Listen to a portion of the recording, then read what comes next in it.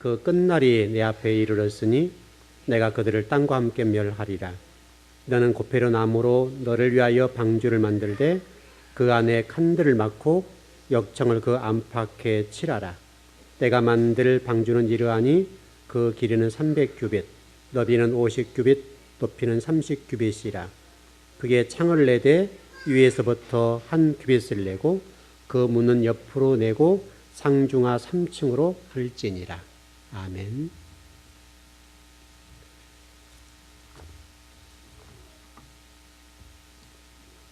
네, 오늘 그 노아 방주에 관한 말씀이죠.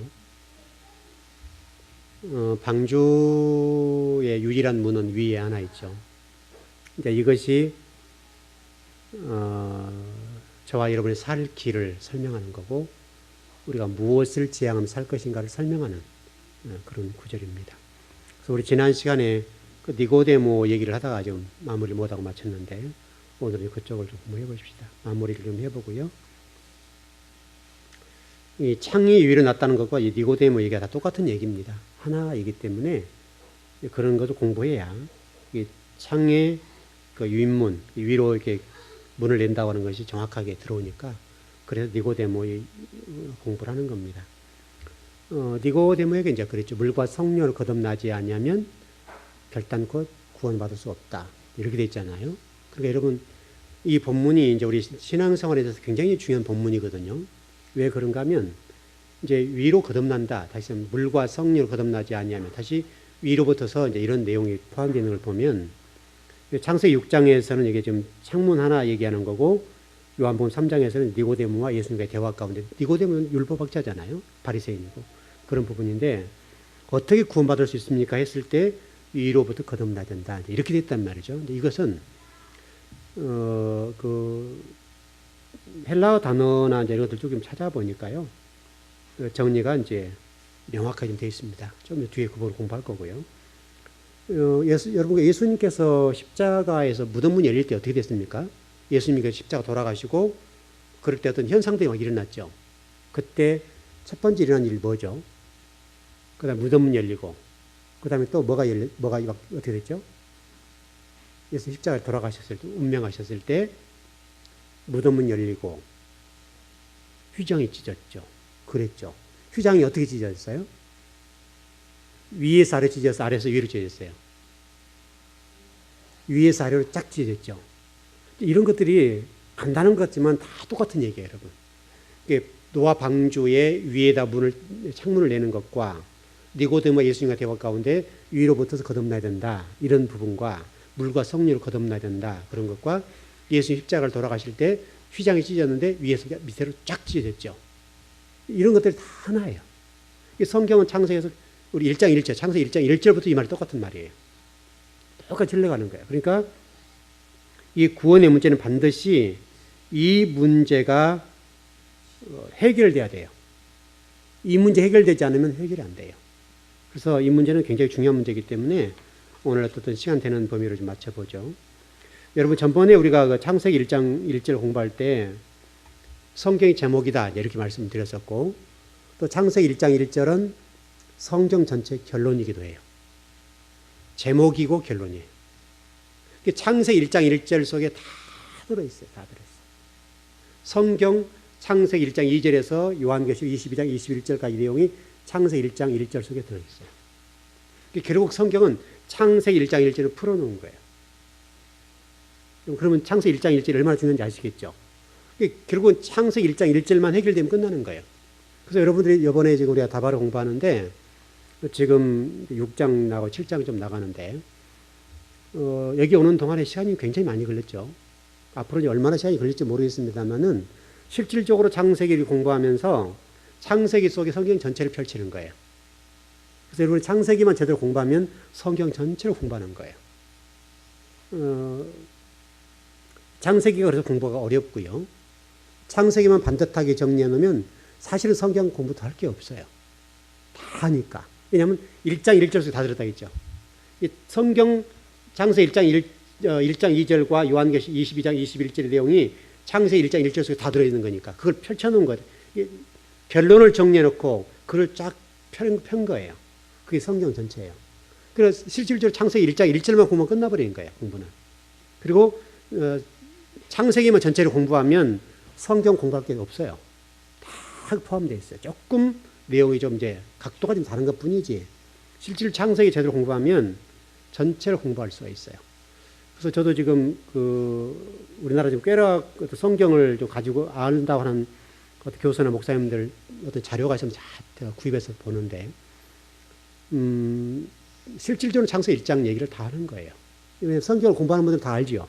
아니까 어떤 뭐 헬라어나 히브리를 가지고 가르치는 분도 마찬가지고 전체적으로 이렇게 다 봤을 때는 결국은 창세기 얘기예요. 창세기 속에 토라 속에 다 들어있는 것들을 펼쳐놓은 거에 불과해요. 그래서 지금 저도 또 좀 다른 자료를 좀 조금 이제 지금 보려고 좀 준비를 하는데요. 이제 공부하면서도 좀 다른 교회에서 지금 성경을 꽤 좀 그걸 가르친다는 교회인데 그 자료를 좀 보는데 제가 이제 그분이 가르쳤던 자료를 이렇게 이제 이렇게 좀 데이터베이스화된 자료를 좀 이제 펼쳐봤는데요. 그 교회에서는 굉장히 이제 목회자를 가르치는 수준인데요. 그 정도 수준인데 실질적으로 여러분이 공부하는 것보다는 조금 단계 좀 낮는 단계예요. 그거는 개론적인 부분이 많이 포함되어 있으니까. 여러분들이 우리 교회에서 공부한 것들 제대로만 하면요. 꾸준하게 계속 듣는 여러분들은 어느 교회 가서 성경 공부하는 것 절대로 뒤지지 않아요. 제가 이제 그분 목회자를 대상으로 가르치는 교회입니다. 그리고 그 성도를 가르치는 교회인데 그분들이 한 자료를 제가 좀 이제 보고 있거든요. 보는데 그 자료 내용들을 봤을 때 자료가 물론 이제 책별로 구분은 돼 있어요. 저는 이제 그걸 아직 다 못했는데 그분 같은 경우는 책별로 창세기 예를 들어서 출애굽 이런 식으로 책을 정리해 놨어요. 그분은 좀 큰 교회이기 때문에 한 달에 두 달에 들어가 가지고 정리를 하세요. 제가 그 시간이 없다고 그랬잖아요. 그 시간이 없어서 그러는데 그분은 이제 그 교회 재정적인 측면도 되고 또 교회 부교육자들이 뭐 다 계시니까 그분은 그냥 한 달, 두 달 동안 산골지에 들어가지고 책을 정리하는 시간을 가지세요. 그리고 와서 그거 가지고 이제 또 목회자 가르치고 또 성도 가르치고 이렇게 이제 또 교육자들 가르치고 이렇게 하거든요. 참 아쉽죠, 저는. 제가 만일에 좀 그런 시간이 있다면 참 좋겠는데 저는 이제 그 시간이 없잖아요. 공부하는 시간이 바쁘고 그리고 정리할 시간이 없어요. 좀 그런데 이제 그분들 보니까 그분도 상당히 이제 깊이 나간 거죠. 나갔지만 여러분이 공부한 것과 비교해 보면 우리 책별로 지금 많이 못 나갔지만 이제 물론 우리 출애굽에다가 쭉 나갈 건데 이제 시간이 좀 많이 걸리죠. 많이 걸리는데 우리 깊이 나가기가 그래요. 그래서 여러분들은 우리 교회에서 성경 공부하는 내용들을요 잘 들어놓으시면 돼요. 그러면 여기서 공부한 내용이 성경 전체를 다 보는 거예요. 제가 여러분 성경 창세기 지금 공부하지만 성경 전체를 펼쳐서 보잖아요. 그렇게 보는 거니까 이 공부를 잘 하시면 돼요. 자, 우리가 좀 전번 창세기 1장 1절을 이제 어떤 결론이라고 얘기하면서 이렇게 제가 설명을 좀 드린 적이 있어요. 1장 1절 이렇게 제가 번역해서 말씀드린 적이 있는데 창세기 1장 1절입니다. 하나님께서 근본 의도하신 높으신 뜻과 목표 안에서 하늘들의 본체와 땅의 본체를 창조하시니라. 하늘의 본체들과 땅의 본체를 창조했다. 다시 설명하면 하늘의 본체들과 땅의 본체들이 만나는 게 뭐예요? 이거 신앙생활이에요. 이게 제가 전번에 좀 풀어 설명드렸는데 하나님의 그 높으신 하나님 근본 어떤 의도하신 높으신 뜻과 어떤 계획들과 다시 설명하면 땅에 우리 인간의 마음 토대가 하나로 만나서 결합된 상태. 이것이 신앙생활이에요. 이것이 구원과도 관련되어 있고, 그러니까 하늘들의 가치와 의식 구조와 우리 인간의 마음 토대가 하나가 되는 거. 다시 설명하면 넷째에서 여섯째는 이것을 개간이라고 그랬죠. 넷째, 셋째 가지고 있는 우리 마음들을 이것들을 개간하고 가치관을 바꾸어서 이 단계에 올라가는 거. 이게 구원이에요. 여러분 이 부분 정리되면 성경 전체가 하나로 딱 보일 수가 있어요. 여러분 이 관점의 성경을 보시게 되면 나머지는 풀어질 수 있어요. 그 각도로 제가 이런 많이 풀어드릴 얘기를 쓰는 건데 바로 하나님의 진리의 말씀, 우리 편히 얘기하면 하나님 말씀과 우리 인간이 가지고 있는 사고와 가치관, 의식 구조와 이렇게 부딪히잖아요. 부딪히는 부분들을 버리고 우리가 저기로 나가는 것, 여기에서 저기로 나가는 것, 이것이 결합된 상태예요. 여기와 저기, 똑같은 얘기죠, 여러분. 우리 오늘 새벽 예배 때 여기와 저기 배웠죠. 여기와 저기고 창세기 1장 1절도 그것고 창세기 1장 내용 자체가 이거예요. 여기에서 저기. 그래서 그리스도 예수. 어제 그 노예 갔는데 이번에 노예장 되신 분이 기도를 하시면서 제 귀에는 그게 딱 들어왔는데 그분이 알고 하시는지는 모르겠고 어떻든 그분 잘 모르니까 잘 모르겠는데 다 목사님들이 기도하실 때마다 예수님의 이름으로 기도합니다. 예수 그리스도로 기도합니다. 그렇게 하죠. 근데 그분은 그리스도 예수 이름을 기도합니다. 이렇게 하더라고요. 그래서 저분이 뭘 아나? 제 생각에 기도에 들어오니까 그래서 그분이 성경 공부하신 분인가? 이 생각이 좀 든 거죠. 모르겠어요. 그분 이제 제가 잘 모르는 분이고 하여튼 잘 몰라요. 잘 모르니까 그걸 평가할 수는 없어요. 근데 분명한 사실은 그분이 그리스도 예수 이름을 기도합니다 라고 했을 때에 저는 창세기가 생각난 거죠. 그럼 이분이 이 공부를 좀 하셨나? 이거를 좀 터득하셨나? 이 생각이 든 거죠. 그래서 조금 제가 그분이 어떤 분일까? 이제 시골 조그만하죠. 시골 교회이신데 영문교회라고 이번 노회장 되신 교회인데 교회 재정적으로 볼 때 아마 당회가 구성되어 있는 것 같긴 해요. 근데 1년 전체 예산이 1,200만 원 정도 되니까 시골 교회니까요. 아주 작은 교회 같아요. 성도 수는 어쩐지 모르겠지만은 1,200만 원 정도 교회 결산이니까 아마 시골 교회 뭐 그 정도 되잖아요. 보편적 시골 교회 수준 아니겠나 싶긴 한데, 근데 그 교회에서 목회하신 분인데 그리스도 예수의 이름으로 기도합니다. 이렇게 해서 제가 다시 한번 그분이 어떤 분일까 이렇게 좀 제가 한번 들어가 볼 거예요. 그 교회에도 한번 들어가 볼 거고 그렇게 하는 건데 그리스도 예수의 이름으로 기도합니다라고 하는 창세기 1장이죠. 6제까지 여러분 다 기억하시죠? 그리스도 예수 첫째, 셋째 시기와 넷째, 여섯째 시기를 그리스도와 예수 이렇게 설명된 것이니까. 그래서 사도 바울도 여러분 보시게 되면 예수 그리스도로 하지 않고 그리스도 예수 이렇게 했단 말이죠. 우리가 지금 이게 낯설어서 그래요. 실질적으로 원래는 기도가 그리스도 예수 한 게 이게 맞아요. 제가 판단하기는 그렇게 하는 것이 더 좋을 것 같아요. 근데 우리가 이게 좀 잘 안 됐으니까 예수 그리스도 예수 그리스도가 뭐 틀린 건 아니지만은 그러나 우리 성경을 좀 이렇게 종합해 봤을 때 사도 바울처럼 사도 바울이 그걸 봤다는 얘기잖아요. 일반 여러분 다른 그 서신서나 이런 데 보면 예수 그리스도 이렇게 설명하지 그리스도 예수라고 설명한 데는 거의 없어요. 근데 바울 서신에는 유독 그리스도 예수 이런 내용이 나와요. 결국 사도 바울이 이 학문이 있는 사람이니까 결국 창세기를 봤단 말이 되거든요. 창세기 특별히 1장을 봤다는 얘기가 되니까 이분의 어떤 성경에 대한 학문적인 지식 또는 그 영적 깊이가 얼마나 대단하냐. 그러니까 성경 13권을 쓰게 됐겠죠. 여러분도 그러니까 이 창세기 1장만 제대로 뚫으면 성경 전체를 볼 수 있고 사도 바울이 그렇게 기도한 내용, 성경을 기도한 이 의도들을 꿰뚫을 수가 있으니까 그러니까 당시 사도 바울이 얼마나 대단한 사람인가를 알 수 있는 것이죠. 왜냐하면 지금 한국 교회가 지금 예수님 돌아가신 지 2000년이 지났지만은 이 그리스도 예수라는 부분이 잘 통용 안 되잖아요. 근데 바울은 이 부분을 그때 당시부터서 그리스도 예수라고 했으니까 얼마나 사도 바울이 통찰력 있고 성경 깊이를 받는가. 이분은 칼빈도 못 봤던 거예요. 칼빈이 우리 장로교 창시자인데 칼빈도 그런 얘기를 한 적이 없거든요. 거의 없는데 사도 바울은 바로 그 부분을 그렇게 봤으니까 참 대단하다 싶어요. 여러분 어떻든 좀 정리를 하셔야 됩니다. 하나님의 진리 말씀과 여러분이 간격이 있죠. 우리는 이걸 따라갈 수 없잖아요. 여러분 우리 세상에 발을 들고 살고 있으니까 따라갈 수 없는데 그러나 여러분들이 여러분의 가치관을 버리고 하나님의 가치관과 의식과 세계관 진리로 하나가 되는 이 순간 이게 하나가 된다고요. 이게 하나님 나라예요. 이게 하나님 나라고 이게 세례가 되는 거예요. 세례라 의미가 그렇게 포함되어 있어요. 그 세례라고 하는 것을 보니까 세례 여러분 장사한다. 그리고 죽는다 그렇게 돼 있죠. 그런 거. 죽는 거예요. 세례는. 내가 죽어서 나를 없애고 이게 그리스도가 내 속에 들어와서 그리스도가 나를 지배하는 거. 이 상태가 되면 하나님과 내가 하나가 될 수 있겠죠. 그걸 세례라고 그래요. 세례는 단순히 물 뿌려가지고 뭐 성부, 성자, 성령을 세례를 주노라. 이게 세례가 아니라 이것은 어떤 행위적인 어떤 증거적인 측면이지 어떤 세계 세례의 그 의미라고 하는 것은 나는 죽었다. 이래. 나는 죽었다. 이게 세례입니다. 그래서 여기서 물이라고 하는 것을 설명하는 건데 우리 로마서 6장 3절 한번 보시죠.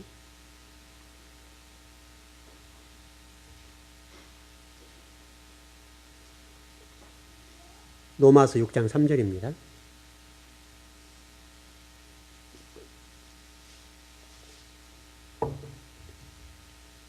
여러분 그 단어를 잘 보세요. 로마서 6장 3절. 예. 다시 하셨어요? 예, 시작.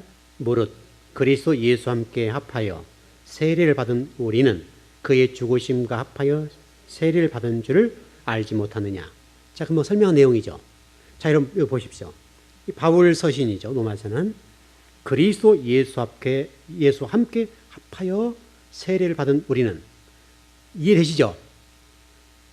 그의 죽으심과 합하여 세례를 받은 줄을 알지 못하느냐. 이 세례라고 하는 것은 바로 곧 우리 죽음이에요. 죽음이라고 하는 것은 육체적인 죽음을 얘기하는 것이 아니라 우리의 생각을 죽이는 것, 가치관 의식을 죽이는 것, 땅 지향적인 죽이고 진리를 하나 되는 것. 이게 세례래요. 그래서 여기서 지금 물이라는 부분이 나오고 이제 그런 건데 세례라고 하는 물로 되잖아요. 여러분 얼마나 이제 이해 좀 어려운 부분이 좀 이해하지 잘 들으십시오. 물이 무엇인가? 라고 정리했을 때 이 물이라고 하는 것은 사상이다. 사상이란 말은 무슨 얘기냐면 창세기 1장 1절 2절 혼돈 공허 흑암이라는 것이 죽고 이제 그리스도 예수화 되어서 내가 걸어가고 생각하고 모든 것들이 그리스도 예수 주님이 걸어가신 것처럼 걸어가고 말하는 것처럼 말하고 행동하는 것 그게 사상. 이것을 요한계시록 한번 보시죠. 20장 13절 한번 보시죠.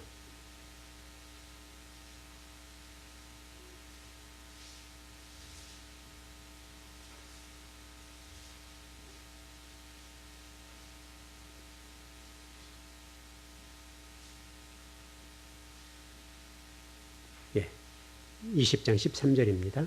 예, 시작. 바다가 그 가운데서 죽은 자들을 내주고 또 사망과 안보도 그 가운데서 죽은 자들을 내주매 각 사람이 자기의 행위대로 심판을 받고. 자, 여러분 한번 구약성경을 보시죠. 아브라함이 어디를 건넜습니까? 아브라함이 건넌 강이 어디입니까? 아브라함 유브라데. 그렇죠. 유브라데를 건너서 태어난 민족이 뭡니까? 유브라데를 건너서 태어난 민족이 유브라데를 건너서 태어난 민족이 히브리인. 야곱이 야복강가를 건너서 태어난 민족이 야곱이 야복강가를 건너서 태어난 민족이 야곱이 뭐가 됐어요? 그렇지. 이스라엘 됐잖아요. 그렇죠. 다 똑같은 얘기야. 똑같은 얘기인데 이게 다 강을 건넜다. 강을 건넜죠, 여러분. 그 다음에 요단강을 건너서 종살이하던 민족이 해방이 됐죠. 그래서 우리 요단강 건너가 만날이 우리 그 장례 찬송가 보면 요단강 건너가 만날이 보십시오. 여러분 요단강은 또 홍해도 마찬가지입니다만은 다 죽는 장소죠. 요단강 다 죽는 장소예요. 다 죽는 장소인데 누군가는 살죠. 요단강을 건너면 가나안 땅 가죠. 그러니까 이스라엘 백성들이 요단강을 건널 때 가나안 가는 거예요. 근데 그 강이 어떤 사람들은 죽음의 강이에요. 그러니까 이 강이라고 하는 것은 죽음의 강이에요. 그 세례. 홍해라고 하는 것이 여러분 그 고린도전서에서는 세례라고 설명되어 있죠. 그러니까 홍해라고 하는 것은 어떻게 보면 이 이스라엘 백성들이 애굽에 쫓겨서 건너는 과정 속에 있었는데 이 애굽 사람들은 홍해에서 다 죽어버리죠. 그런데 이스라엘 사람들은 그 홍해에서 죽지 않고 살아나죠. 이 물, 강이라고 하는 것들은 다 똑같은 거예요. 그러니까 이 문제는 뭐냐면 우리의 어떤 삶과 죽음의 문제가 단순히 물이라고 하는 것이 아니라 우리의 가치관과 의식의 세계관이 진리화되어 있어야 된다. 그 얘기를 설명하는 거예요. 그것을 설명하기 위해서 지금 그 요한계시록에서도 이렇게 좀 설명하는 거예요.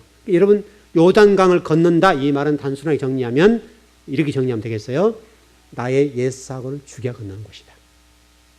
나의 옛사고. 우리의 옛사고를 죽이고 옛사람을 죽여야 된다. 이게 창세기 1장 2절이죠. 혼돈, 공허, 흑암을 내가 죽여야 된다.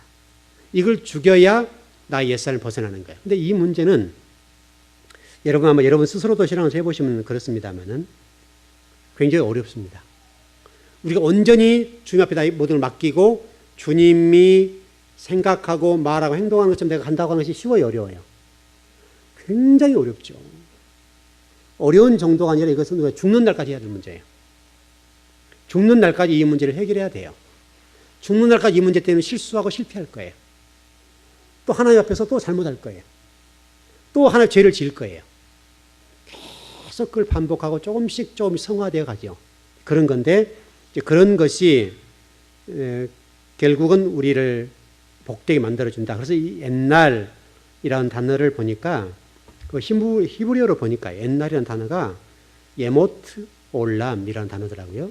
예모트 올람이라고 하는 것은 구약성의 창세기부터서 이 구약성의 그 뭐죠?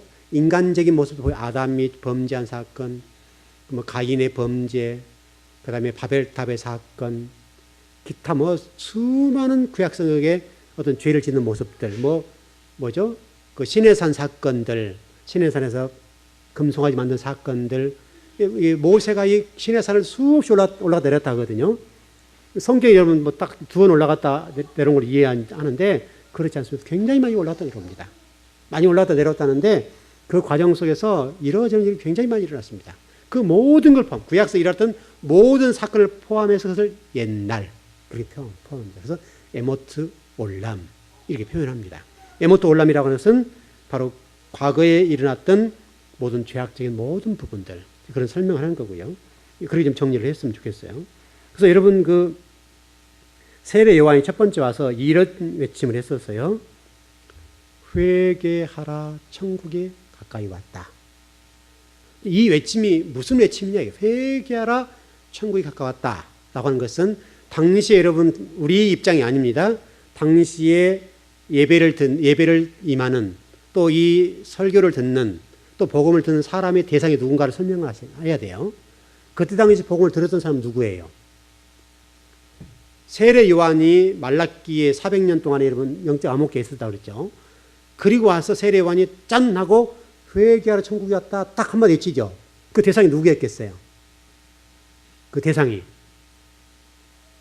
어떤 나라 어떤 사람들을 대상으로 복음을 전했겠어요? 유대인들. 이해되셨습니까? 그 대상이 이 복음을 듣는 대상이 유대인이었어요. 유대인들을 향해 세례 요한이 회개하라 천국 가까웠다. 그렇게 설명한단 말이죠. 이 회개하라 천국 가까웠다 이 말은 사상적으로 얘기를 해볼게요. 유대교 사랑 헤브라이즘 버리고 예수 그리스도 새로운 메시아 되신 예수 그리스도를 믿어야 된다. 이 선포했다는 거예요. 그러니까 그 대상자가 유대인이고 헤브라이즘적인 사고죠. 헤브라임적인 사고를 갖고 있는 당시의 유대인들 향해서 너희들이 가지고 있는 그 메시아 사상이나 어떤 헤브라이적인 사상 이런 모든 것들을 다 버려야 돼. 그래야 너희는 살 수 있어. 그 말이라는 거예요. 우리로 하면 이해가 안 되는 부분이지만 우리 회개하면 우리 잘못한 것을 회개하는 이런 관점이지만 당시 2000년 전에 말라기 시대 바로 다음에 첫 번째 선지자가 세례 요한이니까 그 세례 요한은 당시 복음을 전했던 대상들이 유대인이었단 말이죠. 유대인들은 여러분 생각해 보면 유대인들은 메시아라는 사실을 믿지 않았죠, 여러분. 믿지 않으니까 믿게 하기 위해서 어떻게 되면 너희들이 가지고 있는 이 헤브라임적인 이런 사고와 사상들을 버려야 돼. 그런 선포였다는 거예요. 그 부분이 해결되어야 바로 물세례, 예수 그리스도를 통해서 물세례가 임할 수 있다라고 하는 것을 설명하고 있는 거예요. 그리고 다시 설명하면 그리스도의 가치관, 예수 그리스도의 가치관, 또 창세기 1장 1절에서 하나님의 근본 의도하신 높으신 뜻과 계획 속에 내가 들어가야 된다. 여러분 지금도 여러분 유대인들은 메시아 기다리고 있죠. 왜냐하면 그 사람들은요, 이 실질로 보면 창세기 1장 1절을 해석을 못한 거죠. 창세기 1장 1절을 해석하면 그리스도 예수라고 딱 드러날 건데 그게 지금 잘 해석이 안 되기 때문에 흰내라는 단어를 몰라서 그래요. 흰내라는 단어가 해석이 안 돼서 그래요, 여러분. 여러분 유대인들도 창세기 히브리인이고 히브리어를 쓰지만은 창세기 1장 1절에 흰내라는 단어를 정확하게 번역을 못 해내는 거예요. 그러다 보니까 그들이 지금까지 이 유대 사상을 가지고 있고 지금도 메시아를 기다리고 있습니다. 지금까지도요. 어떻게 보면 참 불쌍하죠. 불쌍한데 여러분과 저는 모든 것들을 좀 다 뒤로 하고 이 모든 것들을 지금 믿고 있으니까 얼마나 복된 사람들이냐 이렇게 좀 정리를 할 수가 있겠습니다. 자, 조금 이제 더 들어가 보죠. 사도행전 1장 5절에 보면 이렇게 됐습니다. 요한은 물로 세를 베풀었으나 너희는 몇 날이 못되어 성령의 세례로 받으려 하셨느니라. 이런 부분인데 거듭남에 대해서 좀 정리해 봅시다. 거듭남이라고 하는 것을 물과 성령의 세례라고 하는 것이기 때문에 조금 우리가 오해 소지가 있습니다. 물과 성령으로 거듭나야 된다. 그러면 물 세례와 성령 세례. 그래서 여러분 성령 세례 받으라는 얘기 옛날 목사님 많이 했죠. 굉장히 많이 했죠. 이 부분이 이제 물 세례와 어떤 성령 세례에 관한 이 말씀을 오해하는 부분이 좀 있어서 그런 건데요. 좀 정리를 해볼게요. 이 거듭난다라고 하는 단어는 그 헬라어 단어를 보니까 이렇게 되어 있더라고요. 겟나오 아노텐. 좀 어려운 말이었네요. 그냥 이해하시면 됩니다. 그냥 겟나오라고 하는 것은 이제 설명하려고 어쩔 수가 없는데 겟나오라고 하는 단어가 이제 합성어인데 겟나오 아노텐이라는 단어와 이 겟나오라는 단어가 합성어입니다. 두 개가 한 단어가 된 거죠.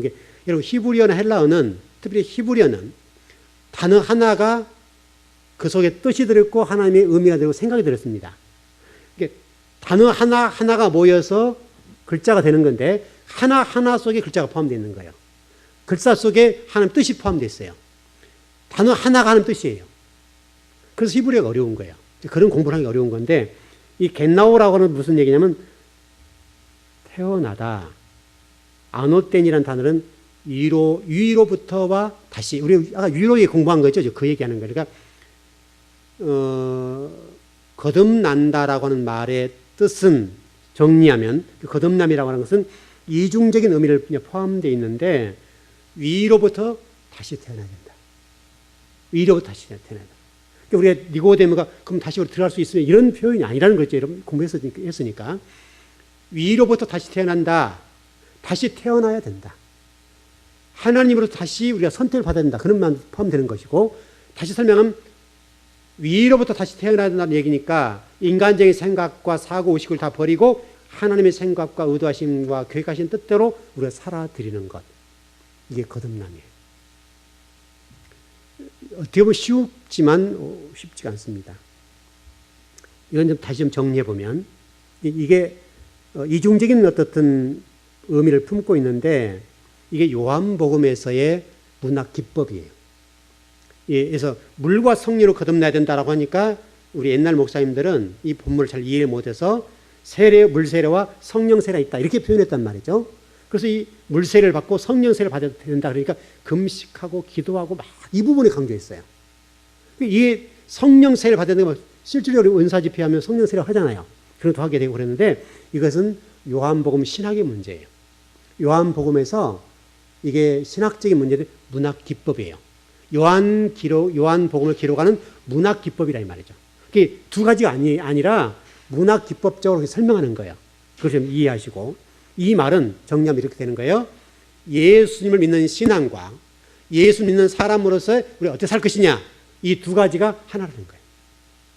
우리가 지금 믿는다는 것과 행함이라고 분리되어 있잖아요. 우리가 지금 그래서 로마서 야고보서를 분리시켜 버렸는데 또 우리 현대 어떤 목회에서 또 설교에서 믿음은 강조하고 행위를 강조하지 않죠. 그래서 여기 약점이 뭐냐면 행위로 구원받지 않는다. 이것만 강조하는 거예요.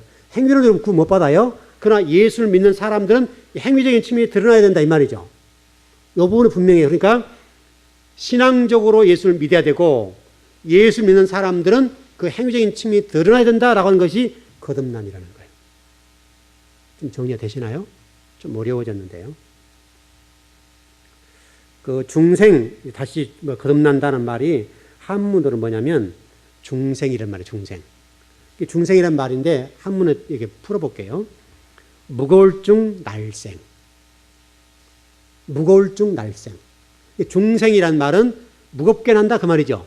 무겁게 난다. 쉽지 않다 그 말이에요. 곧 그 말은 그 히브리어 단어 보니까 무겁다는 말이 케보드라는 단어인데 뜻이 뭐냐면 영광이에요. 예수님의 십자가가 무거운 거예요.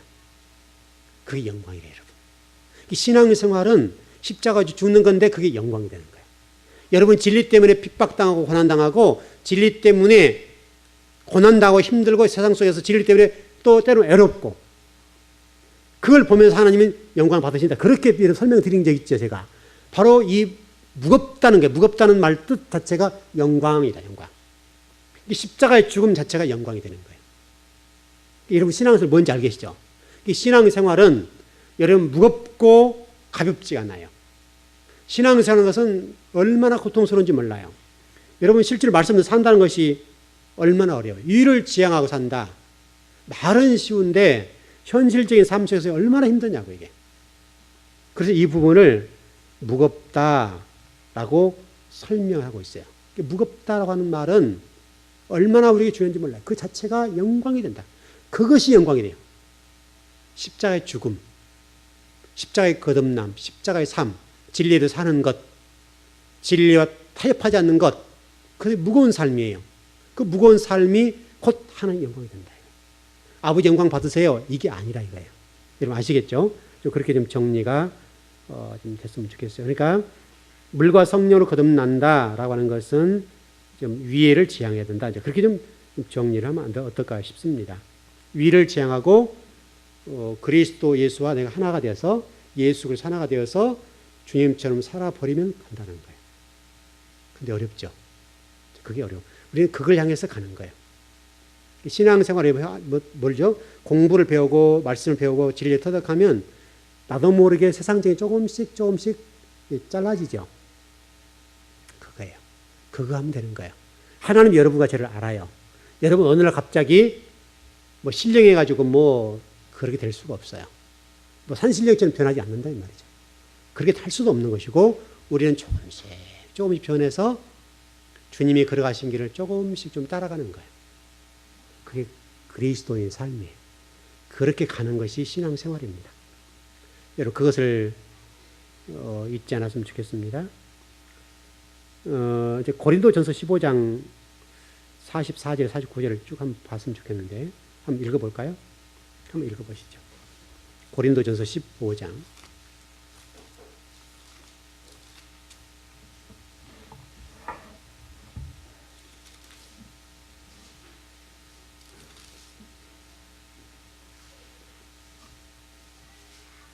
44절에 49절입니다.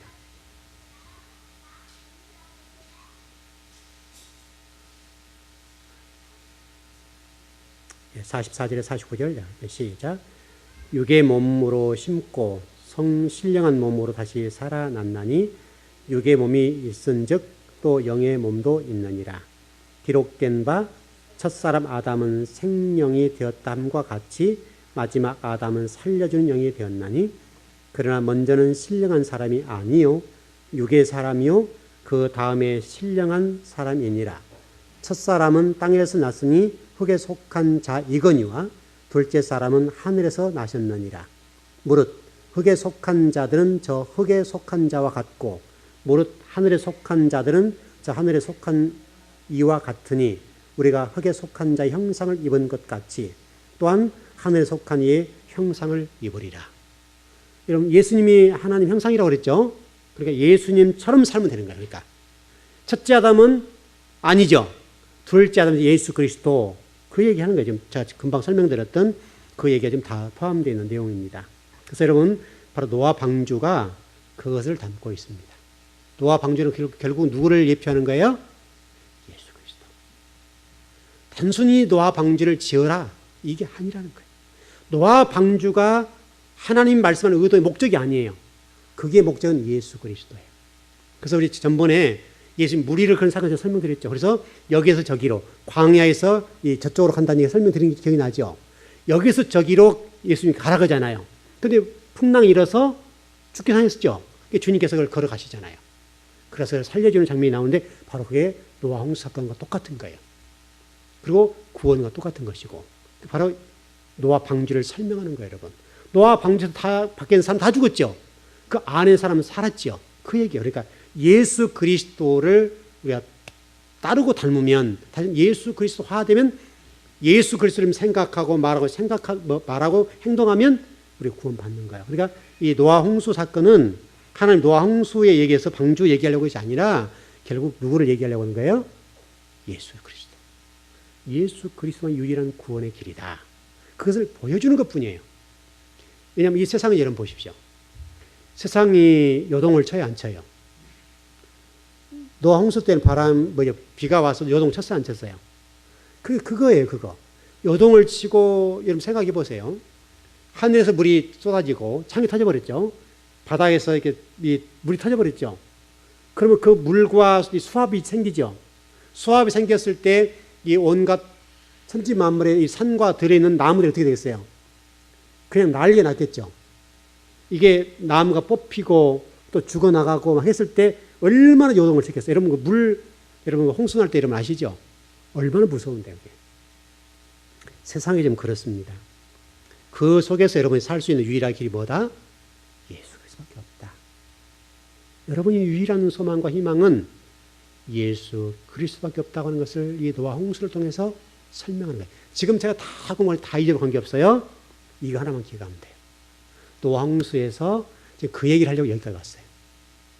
노아 홍수의 방주는 곧 예수 그리스도를 설명하는 것이다. 다른 거 잊어버리세요. 이제는 결국 노아 방주는 예수 그리스도를 우리에게 보여주시고 예표하기 위해서 그것 하나를 설명하는 거예요. 그래서 성경에 보면 이 노아 방주 사건을 많이 설명했는데 그걸 설명하려고 계속 얘기하고 있는 거예요. 그래서 저도 여러분에게 그 부분을 좀 설명을 드리기 위해서 지금까지 이렇게 좀 공부를 해왔습니다. 자, 혹시라도 지금까지 공부했던 내용들을 잊어도 관계없습니다. 그러나 여러분 기억할 것은 노아 방주는 예수 그리스도시다. 여러분 예수 그리스도를 여러분 믿어야 구원받는 것이죠. 예수 그리스도 승선해야 여러분 구원받는 것이죠. 예수 그리스도 아니면 구원받지 못합니다. 결국 우리가 구원받았으면 어떻게 돼요? 그래서 예수님처럼 살아라 그 얘기잖아요. 예를 들면 이렇게 설명할 수 있어요. 그 물에 떠내려간 사람 살려주었더니 보다 내려간다. 속담에 그런 얘기 있죠. 근데 우리 생각해보면 그걸 보면 적용시켜보면 예수님이 우리의 죽은 영혼들 또 지옥 갈 영혼들을 살려주었는데 이제는 예수님 앞에 보다 내놓으셔. 이제 그 얘기다 이 말이에요. 우리가 예수님 때문에 뭐 이렇고 저렇고 이제 우리 유익을 구하게 되는 거죠. 그런 삶을 살아가더라 이거예요. 지금 성경이 그렇게 하지 말아라 그 얘기예요. 성경에서는 내가 너 죽어가는 영혼이었고 너 지옥 가야 되는데 내가 살려줬으니까 네가 이제 나를 위해 좀 살아줘. 그 얘기 간단하게 얘기하면 그 얘기예요. 그 얘기를 지금 좀 성경이 이렇게 저렇게 설명하는 거예요. 여러분과 제가 그것을 잘하면 돼요. 여러분과 제가 이제는 그 주님과 또 주의 나라를 위해서 주님처럼 살아드리면 주의 나라가 건강히 세워지는 거예요. 그게 여러분 천국이에요. 그게 교회예요, 교회. 그래서 여러분 교회에서 성경을 배우는 것은 그거 하자고 배우는 거예요. 그거 잘해라. 그거 잘 배우고 잘해서 마지막 날 내가 왔을 때 하자 없이 준비해라. 왜냐면 여러분 공부하면 안 되잖아요. 공부를 해야 되고 성경을 배우게 되는 거니까 다 언약이 말씀드리니까 그거를 우리에게 좀 보여주는 거예요. 그 과정 속에 여러분 생각해 보면 때로는 폭풍이 불고 폭우가 오고 바람이 불고 수많은 연단이 다가와서 때로는 우리가 고통스럽고 힘들고 어려운데 그 속에서 오직 주님 바라보고 가라. 그게 믿음 요구되는 거예요. 믿음. 그게 믿음이에요. 믿음. 그래서 믿음이란 단어는 에무나 충성하다, 신실하다, 정직하다. 이런 그렇게 성격으로 배웠죠. 그 가운데가 정직하는 거예요. 신실하고 충성스럽고 어떤 고난이 와도 충성을 하는 거예요. 주의 나라와 의를 위해서 충성하는 삶을 살게 된다. 그것이 성경이 우리에게 요구하는 거예요. 천재지변이 어떤 일이 있다 하더라도 그렇게 되는 거. 특별히 또 천재지변이나 기근, 땅, 어떤 뭐 전쟁 이 모든 것들은 여러분과 제가 언약을 성취하는 장소예요. 그걸 통해 연단하고 훈련하고 우리를 더 다지고 또 다지고 또 다져서 마침내 그리스도인을 만들어 놓는 거예요. 그게 신앙생활이고 예배고 예배가 바로 저와 여러분들에게 그것을 가르쳐 주는 거예요. 세상 속에서 그렇게 좀 하는 거고, 좀 그렇게 좀 정리했으면 좋겠습니다. 이제 그렇게 해서 결국은 우리를 의로운 자, 완전한 자, 신실한 자로 만들어가는 과정 속에 있다. 그렇게 좀 공부를 좀 정리했으면 좋겠습니다. 하나만 정리하고 마치죠. 전번에 우리 공부했을 때 그 노아 방주 속에 부정한 짐승과 정결한 짐승이 들어갔다고 그랬죠. 이것이 이제 여러분과 저를 어떤 진리를 인도하는 또 구원의 길을 설명하는 겁니다. 자, 부정한 짐승과 정결한 짐승은 누가 결정했다고 그랬어요? 누가 결정했죠? 하나님이 결정하셨죠. 여러분, 짐승들은 똑같은 짐승이잖아요. 그러면 하나님께서 가인과 아벨을 고르듯이 너는 부정해, 너는 정결해 이렇게 했단 말이죠. 이게 여러분 구원론이에요. 여러분과 저를 구원할 때 특별해서가 구원해 주신 것이 아니라 아버지의 주권적인 은혜로 여러분을 뽑아주신 거예요. 이게 굉장히 우리 신학이 중요해요.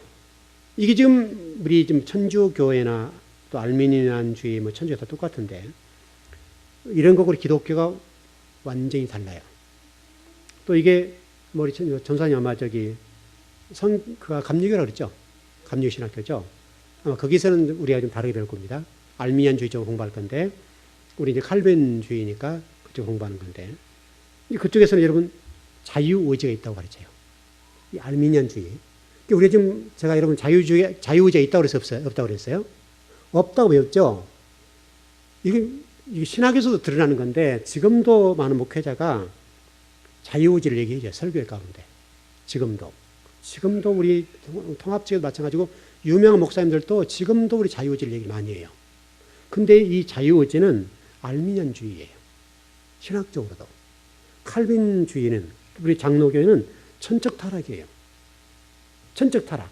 이게 칼빈 5대 강령과 알미니안주의 5대 강령이 있는데 이 첫 번째가 뭐냐면 자유의지와 전적 타락의 문제예요. 근데 지금 이게 우리가 자유의지가 있다고 생각하는 게 많아요. 저와 여러분은 자유의지가 없어요. 이미 자유의지는 아담과 하와가 선악을 따먹는 순간부터 없어졌어요. 그래서 전적 타락. 이게 칼빈주의. 이게 신학이, 여러분 지금 신학 공부하는 거예요. 이제 신학 겸 이런 공부를 해요, 여러분. 좀 이것이 어렵고 학문적으로 쉽잖아, 여러분 가르치지 않지만은 오늘 나와서 좀 가르쳐 드리는 건데, 알미니안주의는 자유의지를 강조하고 첫 번째가 칼빈주의에서는 인간의 전적 타락, 자유의지가 없다는 거예요. 근데 우리가 이 부분만 잘 해결해도 여러분의 구원이 얼마나 감동하고 감격스럽고 복되고 아름답고 여러분 지금 이 구원받고 하나님 자녀가 됐다는 사실은요. 하나님의 특별한 은혜예요. 특별한 은혜. 감사하셔야 돼요. 감사해야 돼요. 여러분 지금 이 자리에서 예배드리고 있다는 거, 내가 예수님을 믿고 있다는 것은요. 여러분의 의지와 여러분이 무슨 뭐 잘났으나 무슨 뭔 일 해서가 아니라 하나님의 특별한 은혜로 여러분을 정결하다 해주셨다. 우리와 세상 사람 많이 달라요?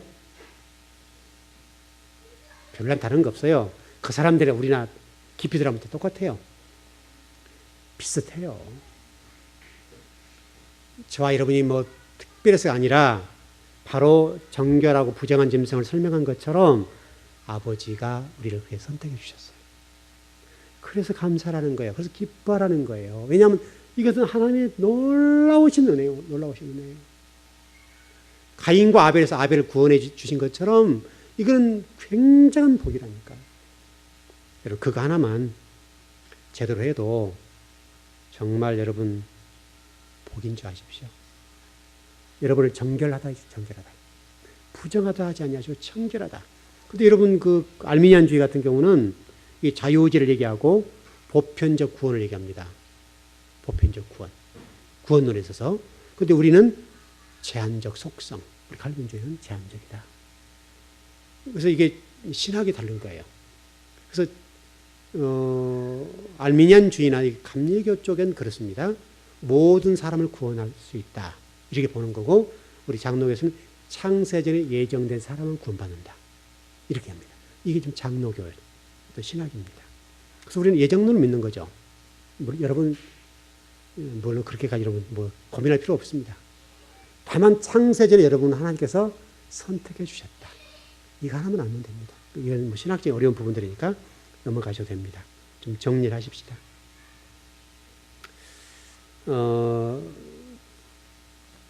여러분이 때로는 어떤 세상적인 어떤 일들 때문에 힘이 드시고 어렵기도 하고요. 때로는 예수 믿는 것 때문에 좀 힘든 것도 있고요. 고통스러운 부분도 있습니다. 그러나 하나님께 저와 여러분을 하나님 자녀 삼아 주셨다는 것 감사하십시오. 감사하십시다. 우리같이 이렇게 죄인 되고 또 뭐 특별하지도 않고 늘 속이 검고 늘 세속을 탐하고 세상을 추구하고 다 그럼에도 불구하고 하나님이 특별하게 여러분의 은혜를 베푸셔서 예수님이 십자가의 피로 우리를 덮어주시고 그 죄를 예수님이 전가하고 저와 여러분을 구원해 주셨다. 감사하십시다. 이제 그리고 우리가 그 아버지의 근본 의도하신 뜻과 계획하심 속에 들어가서 그분처럼 생각하고 말하고 행동하는 그 정도 단계. 그렇다고 한다면 여러분들은 구원의 문제는 문제가 없을 겁니다. 구원의 문제가 없고 주님 오실 때 혼인잔치에 참여할 것이고 천국 백성이 될 겁니다. 그건 절대 염려하지 않아도 됩니다. 그 복이 여러분의 꼭 있길 바랍니다. 예, 기도하겠습니다.